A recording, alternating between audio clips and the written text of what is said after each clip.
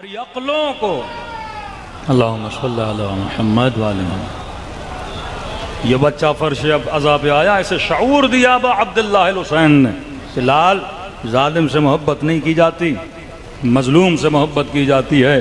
یہ عقل کس نے دی؟ فرش عزا حسین ابن علی نے دی. جلدی جلدی سے وقت کی کمی ہے تو پہلا عین عین عقل، دوسرا عین جو فرش عزا دیتا ہے وہ عین عین عقیدہ ہے. فرش عزا ہماری نسلوں کے عقیدوں کو بچاتا ہے، اسے کافر نہیں ہونے دیتا، اسے سیکولر نہیں ہونے دیتا، اسے مکتب سے دور نہیں کرنے دیتا. اور یہ سمجھو دنیا کے کئی ممالک گھومنے کے بعد آپ کو تجربہ بتا رہا ہوں، جو نسلیں پاکستان چھوڑ کے یورپ چلی گئیں، ویسٹ چلی گئیں، بڑا مشکل ہوتا ہے وہاں پہلی نسل کو بھی بچانا، دوسری نسل اور تیسری نسل کا تو انا للہ ہو جاتا ہے. لیکن وہاں پر بھی ان کے بچے بچے ہوئے ہیں جو فرش عزا حسین سے جڑے ہوئے ہیں. ہاں، اگر نسلوں کو دیندار بنانا ہے تو حسین کے فرش سے کبھی جدا نہ کرنا. یہ فرش نہیں، یہ سفینہ نجات ہے، یہ کشتی حسین ہے، یہ راہ ہدایت ہے. تو فرمایا پہلا عین عقل، دوسرا عین عقیدہ. عقیدے کی چھوٹی سی مثال دیتا ہوا آگے بڑھوں. دیکھیے عقیدہ کیا ہے؟ تھیوری، فکر بنانا. عقیدہ ہے تو تیسرا عین ہے عین عمل. عین عقل، عین عقیدہ، عین عمل. فرش عزا سکھاتا ہے اگر عقیدہ بنایا ہے تو عقیدے پر عمل بھی کرو. ہاں، پاکستانی قوم والے عقیدے نہ بنانا. 14 اگست گزری، بڑی دھوم تھی، کہا پاکستان کا مطلب کیا. کتنا پیارا عقیدہ ہے، لیکن حقیقت آپ کو بھی پتا ہے مطلب کیا ہے. لوٹو مارو کھاؤ پیو، ریٹائرمنٹ کے بعد بھاگ جاؤ ملک سے. ہاں، ہمارے ملک کی دیواروں پہ لکھا ہوتا ہے صفائی نصف ایمان ہے، اور اسی کے نیچے کچرا پڑا ہوتا ہے. ہماری قومی اسمبلیوں کی چھت پہ اللہ کے 99 نام جناب کیوں لکھے؟ کہ اللہ نظر نہیں آتا تو ناموں کو دیکھ کے تھوڑی حیا آ جائے. اور حیا اتنی سیاستدانوں میں کہ اوپر 99 نیچے 100 جھوٹ بولتے ہیں. ایمان، اتحاد اور تینوں کا ستیہ ناس ہے اس ملک میں. نہ نظم ہے، نہ اتحاد ہے، نہ ایمان ہے. اس سے دوغلا پن کیا ہو کہ اس ملک کے وزیر اعظم کا نام ہی شریف ہو.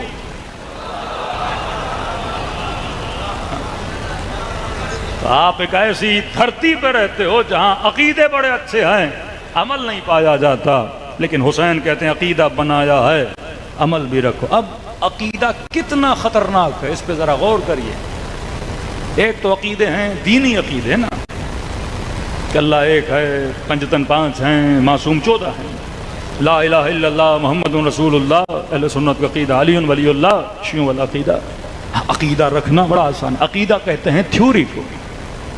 امام علی بن ابی طالب وصیت فرماتے ہیں حسن کونوا للظالم خصما وللمظلوم عونا. عقیدہ بناؤ. بابا کون سا عقیدہ؟ فرما عقیدہ یہ کہ ظالم کے لیے نفرت، مظلوم کے لیے محبت و ہمدردی. عین عقل، عین عقیدہ، عین عمل. چوتھا عین عین عبرت. فرمایا فرش عزا ہماری نسلوں کو سکھاتا ہے کہ بیٹا سن، ابن سعد اگر ابن سعد بنا تو کیوں بنا، شمر اگر شمر بنا تو کیوں بنا، اور ہر اگر ہر بنا تو کیوں بنا. فرش عزا اسے عبرت سکھاتا ہے. کتنوں کو میں جانتا ہوں فرش پہ بیٹھنے سے پہلے بڑے گنہگار تھے، لیکن حسین کے فرش پہ آئے کوئی رسول ترک بن گیا، حسین کے فرش پہ آئے کوئی بہائی بن گیا، حسین کے فرش پہ آئے کوئی ہلی بن گیا. یہ فرش عزا ہے جو بڑے سے بڑوں کی زندگی کو کیا کرتا ہے؟ بدل دیتا ہے. امام حسین فرماتے مومن تو خود تو فرش عزا پہ آیا ہے، لیکن کوشش کیا کر کسی غیر کو بھی فرش عزا پہ لاؤ. کبھی ہو سکے نا اپنی جیب سے بھی کسی غیر کو کربلا لے جاؤ. ایک بار لے جانا تمہارا کام ہے، بار بار اس کو بلانا پھر حسین کا کام ہے. جب آپ مانتے ہو نا عقل والے ہو تو ہر بندہ آدھا گھنٹہ حسین کی محفل میں آئے گا. امام حسین اس کے مزاج کو کیا کر دیتے ہیں؟ بدل دیتے ہیں. آج سب سے بڑی نعمت فرش عزا اور سب سے بڑا معجزہ 40 ابا عبداللہ الحسین ہے. میں نے کسی جگہ پہ کہا مسلمان قرآن میں ڈیلی دعا کرتا ہے اہدنا الصراط المستقیم، خدا سیدھے راستے پہ چلا. اور اللہ سے پوچھا خدایا یہ راستہ کس کا ہے؟ کہ صراط الذین انعمت علیہم، یہ ان کا راستہ ہے جس راستے پر نعمت ہی نعمت ہے۔ میں نے کہا ایک چیلنج کرتا ہوں، پریکٹیکلی اگر دنیا ہمیں کوئی راستہ دکھائے کہ جس راستے پہ نعمت ہی نعمت، میں نے کہا پوری دنیا گھوم لو، کہو جناب ہمیں 2 کلومیٹر کا راستہ دکھاؤ جس کے چپے چپے پہ نعمت ہو، میں نے کہا دنیا نہیں دکھا سکتی، آؤ شیعوں کے پاس، ہم تجھے 80 کلومیٹر کا راستہ دکھاتے ہیں جس کے چپے چپے پہ نعمت ہے۔ حاجی حج پہ گئے، 550 کے قریب حاجی پیاس کی وجہ سے مر گئے، گرمی کی وجہ سے مر گئے۔ میں نے دوست کو فون کیا، میں نے کہا جناب آپ خیریت سے تو ہیں؟ کہ مولانا ہمارا پیکیج تو ہے گریڈ والا تھا، ہمارے تو خیمے میں بھی ایسی، ہمارے کھانے بھی بوفے والے۔ میں نے کہا یہ جو مارے گئے کہ یہ غریب لوگ تھے، بوفے کو افورڈ نہیں کر سکتے تھے، شدت بھوک و پیاس کی وجہ سے مر گئے۔ میں نے کہا آؤ اللہ کے حج میں بھی پیکیج ہے، لیکن حسین کے نجف اور کربلا سے لے کے کوئی پیکیج نہیں ہے۔ جو کھانا امیر کو ملتا ہے وہی غریب کو ملتا ہے، جو بستر امیر کے لیے ہے وہی بستر غریب کے لیے ہے۔ قافلے والے پیکیج بنا سکتے ہیں، حسین کوئی پیکیج نہیں بناتا۔ کہ نجف سے پیدل چلو گے، سب کے ساتھ برتاؤ سیم کیا جاتا ہے۔ یہ دنیا کا واحد راستہ جس پہ نعمت ہی نعمت ہے۔ اب مجھے کیا کرنا ہے؟ میں نے کسی مومن کو اس راستے پہ لے کر آنا ہے۔ امام حسین نے آپ کو بلایا، آپ کسی کو اس راستے پر لے کر آؤ۔ ایک عراقی جوان کہتا میں نے بڑی کوشش کی اپنے دوست کو نجف سے کربلا کے راستے پہ لاؤں، آدھا گھنٹہ لاؤ، 1 گھنٹہ لاؤ، اسے حسین شناس تو بناؤ نا۔ آپ کا کام ہے تشیع کو بڑھاؤ، محبت اہل بیت کو بڑھاؤ۔ اور آج وہ زمانہ ہے کہ خدا نے شیعوں کو عزت بھی دی ہے، وقار بھی دیا ہے کہ یہ بہادر قوم ہے، ان کے لیڈر بہادر ہوتے ہیں۔ وہ کہتا ہے میں نے بڑی کوشش کی۔ اس جوان نے کہا کہ میں نہیں آؤں گا۔ کہا کیوں؟ کہا گرمی ہے، 50 ڈگری کی گرمی، تمہاری عقلوں کو کیا ہوا ہے؟ تم لوگ اتنی گرمی میں پیدل جاتے ہو۔ کہ میں تو گھر سے بھی بغیر گاڑی کے نہیں نکلتا۔ کہ بڑا سمجھایا، کہ آؤ تو صحیح، 10 منٹ، آدھا گھنٹہ، 1 گھنٹہ۔ اس نے کہا نہیں بھائی آپ جاؤ، مجھے گرمی برداشت نہیں ہوتی۔ یہ دوست اپنے دوست کی کمزوری کو جانتا تھا۔ کہ اس کی کمزوری تھی اسے کھانا بڑا پسند تھا۔ اس نے کہا دنیا کا کوئی راستہ نہیں جہاں اتنے کھانے ملتے ہوں، تجھے ایسے لگے گا تو جنت کے راستے پہ چل رہا ہے۔ جنت کی نشانیوں میں ایک نشانی ہے جو نیت کرو وہ سامنے آ جاتا ہے۔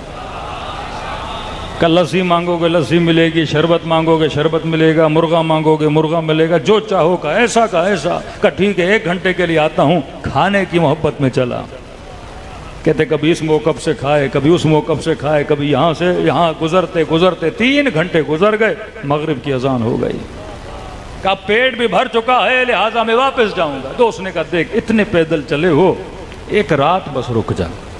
اب اس کی کوشش ہے جتنا ہو سکے اسے روکوں، شاید اس کے دل میں حسین آ جائے، شاید اس راہ کا مسافر بن جائے۔ کہ مجھے بہت دیر ہوئی ہے میں جاتا ہوں۔ کہ دیکھو گرمی بہت ہے، ایسی چل رہا ہے موقف کے اندر، بیٹھو خدمت گزار ہیں۔ اس نے کہا نہیں دیر ہو رہی۔ کہ دیکھ صبح ٹھنڈی ہے، ٹھنڈی ٹھنڈی صبح میں تجھے چھوڑ کے آؤں گا، اور دیکھ تجھے کھانا اچھا لگتا ہے، میں نے اسی لیے اس موقف میں روکا، یہاں ناشتہ بڑا اچھا دیا جاتا ہے۔ اس نے کہا سچ؟ کہا ناشتہ بڑا اچھا ہے۔ کہا ٹھیک ہے میں رکتا ہوں۔ یہ جوان کہتا رات کو سو گیا، آدھی رات کو آواز آئی میرے کانوں میں، اٹھو، کوئی صدا دے رہا ہے، اٹھو جلدی اٹھو۔ میں نے کہا کیوں اٹھیں، کیا ہوا ہے، شور کس بات کا ہے؟ کہا جلدی اٹھو، فرزند رسول حسین ابن علی آنے والے ہیں۔ یہ تشش و پنج پریشان ہو گیا، بیٹھا، دیکھا کہ موقف کے دروازے سے وجود مبارک ابا عبداللہ الحسین وارد ہوا۔ دائیں طرف بائیں طرف 2 نورانی وجود، شاید ایک علی اکبر تھے، شاید ایک حضرت عباس علمدار تھے۔ کہتا عجیب منظر تھا، حسین ابن علی آئے اور ایک ایک مومن جو سو رہا تھا اس کے چہرے سے چادر ہٹاتے تھے اور کہتے تھے عباس اس کا نام لکھو، یہ میرے راستے کا مسافر ہے۔ کہ ہر مومن کا چہرہ دیکھتے تھے نام لکھتے تھے، چہرہ دیکھتے تھے نام لکھتے تھے۔ کہتا میں شرم کے مارے دل کر رہا تھا زمین پھٹے اور میں ڈوب جاؤں، بس حسین کی نگاہ مجھ پہ نہ پڑے، کیونکہ مجھے دیکھیں گے تو سمجھ جائیں گے یہ تو کھانے کے چکر میں آیا تھا۔ کہ فرزند رسول سیدہ شباب اہل جنت نام لکھ رہے ہیں کہ یہ میرے راہ کا مسافر ہے، یہ میرا چاہنے والا ہے۔ کہ چلتے چلتے مجھ تک پہنچے، شرم کے مارے سر جھکایا اور امام نے فرمایا کہ جوان تو یہاں کیا کر رہا ہے؟ میں نے اسی شرمندگی میں کہا کہ ابا عبداللہ میں جانتا ہوں آپ کن کے نام لکھ رہے ہو جو اس راہ کے مسافر ہیں، میں تو یہاں کھانا کھانے آیا تھا۔ کہ سر اٹھا اور مجھے دیکھ، آقا کو دیکھا، مسکرا کر کہا عباس اس کا نام لکھو، کھانا بھی تو میرے ہی راستے سے کھایا تھا نا۔ کسی ہوٹل پہ بھی کھا سکتا تھا، کسی ریسٹورنٹ پہ بھی کھا سکتا تھا، لیکن کہاں کھایا؟ میرے راستے پہ کھانا کھایا۔ کہتا بس یہ کہنا تھا، میری آنکھ کھلی، میں تو عالم خواب میں تھا، صبح کی اذان کی آوازیں آ رہی تھیں، آنکھوں سے آنسو بہ رہے تھے۔ دوست نے کہا گھبراؤ نہیں، ابھی تمہیں گھر چھوڑ کے آتا ہوں، اتنے پریشان ہوئے کہ رو رہے ہو؟ کہا اس لیے نہیں رو رہا، اب میرے گھر کے لیے نہیں رو رہا، میں قبر حسین کے لیے رو رہا ہوں کہ جتنا جلدی ہو میں ابا عبداللہ الحسین تک پہنچوں۔ یہ آپ کی ایفرٹ ہونی چاہیے کہ کسی ایک مومن کو حسین سے ملاؤ۔